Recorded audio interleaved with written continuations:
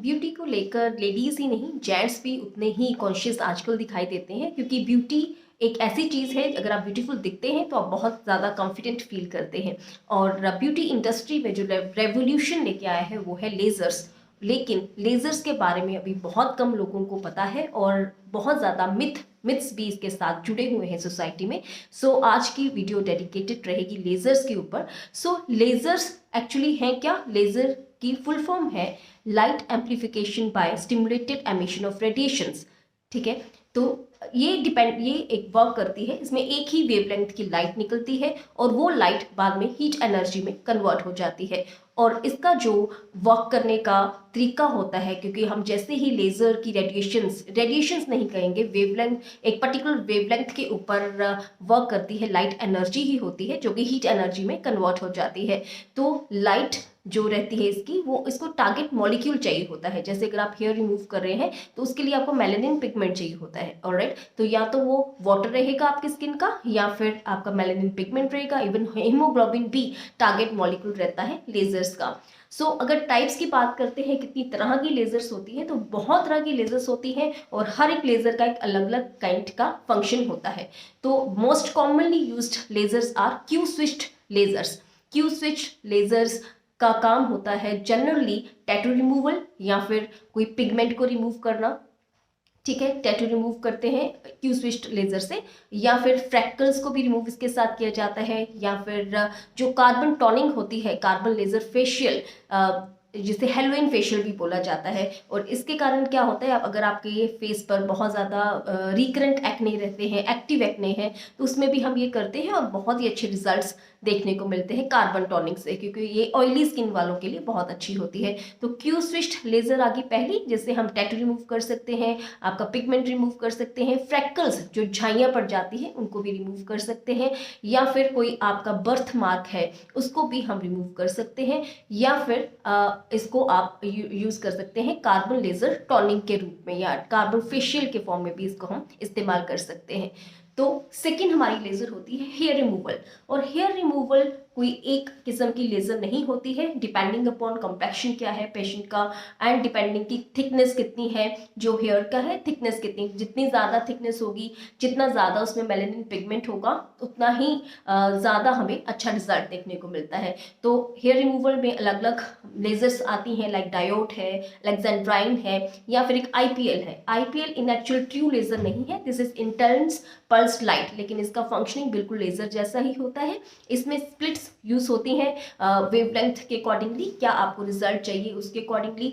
IPL में 640 nanometre तक का अगर आप वेवलेंथ की स्प्लिट यूज करते हैं तो वो हेयर रिमूवल के काम आती है।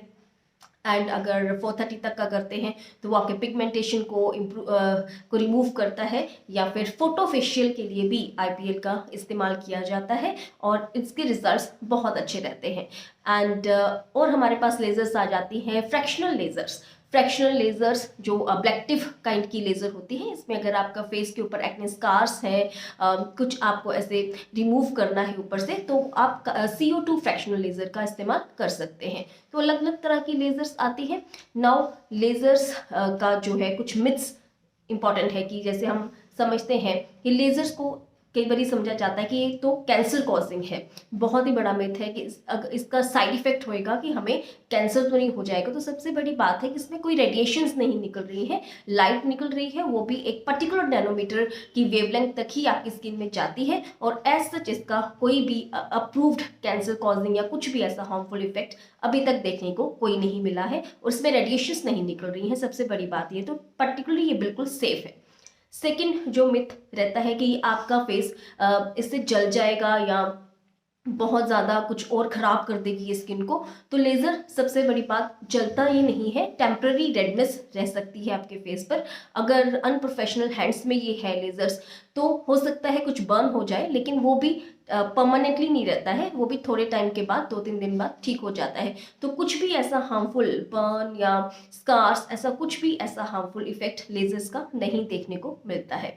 थर्ड इज़ कि कई बारी लेज़र्स को हम जादू मानते हैं कि एक ही सिटिंग में ये सब हो जाएगा। मोस्टली जो पेशेंट्स की क्वेरी रहती है कि अगर आप हेयर रिमूवल करवा रहे हैं तो एक ही सिटिंग में हो जाएगा, तो एक सिटिंग में नहीं होता है। अगर आप पिगमेंटेशन का ले रहे हैं या झाइयाँ हैं उसका आप ट्रीटमेंट ले रहे हैं लेज़र से, तो एक ही सिटिंग में नहीं होता है। आपको सेशंस देने पड़ते हैं, 15 डेज 1 मंथ के गैप पर आपको सेशंस देने पड़ते हैं और धीरे धीरे करके ही वो चीज़ जाती है। अगर हेयर रिमूवल की बात करते हैं तो एक सिटिंग के बाद ही आपका जो हेयर है वो थिन आना स्टार्ट हो जाता है, उसकी डेंसिटी कम हो जाती है, लेकिन वो एकदम से गायब नहीं होते हैं, वो सिटिंग्स लगती हैं। लेकिन आपको hair reduction, it is not hair removal, it is hair reduction. तो आपको हो सकता है 6-7 सिटिंग्स के बाद आपको आफ्टर ईयर एक टचअप लेना पड़े कि थोड़ा थोड़ा भी अगर आपका हेयर आ रहा है वो भी उससे ठीक हो जाए, तो टचअप आपको लेना पड़ सकता है।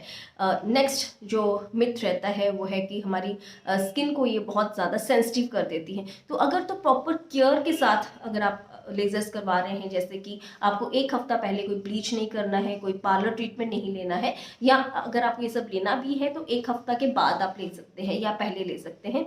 और साथ में सनस्क्रीन सप्लाई करना बहुत ज़्यादा ज़रूरी रहता है कि जैसे ही आपका, क्योंकि इसमें सेंसिटिव स्किन थोड़ी बहुत हो सकती है, तो उसके बाद आप लेजर सेशंस के बाद आप सनस्क्रीन रूटीन में आप लगा के रखें। So this is all about lasers. Lasers का एज सच कोई भी हार्मफुल साइड इफेक्ट नहीं रहता है। आप बिना किसी हेजिटेशन के लेजर्स के सेशन ले सकते हैं। अगर आपका मेडिकल ट्रीटमेंट फेल हो जाता है तो लेजर्स वहाँ पे काम आती हैं। और lasers not only in aesthetics या ब्यूटी इंडस्ट्री, बल्कि और भी even surgeons are using lasers nowadays. So if you have any query regarding lasers, you can comment us or WhatsApp us. Thank you so much.